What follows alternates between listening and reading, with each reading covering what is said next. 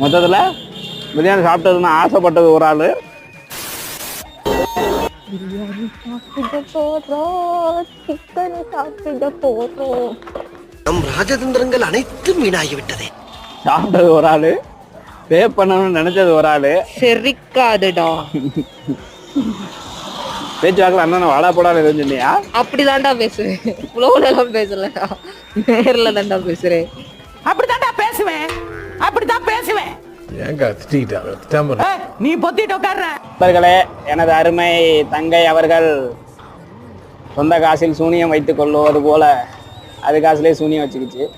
இதுல நான் எதனால தோத்து போயிட்டு உங்ககிட்ட நான் சொல்ல விரும்புறேன். பிகாஸ் நான் பேசிக்கலி நான் வந்து BA இங்கிலீஷ் லிட்ரேச்சர் படிச்ச பொண்ணு. என்னடி வாய்ஸ் இது? ஸோ எனக்கு வந்து தமிழ்ல பேசுறது கொஞ்சம் சிரமமா இருந்துச்சு. செருப்பை கலட்டி அடிப்பேன்னு கமெண்ட் பண்ணுங்க மக்களே. தமிழ்நாட்டில் இருந்துக்கிட்டு தமிழ் பேசுறது அவ்வளோ கஷ்டமா இருக்கு.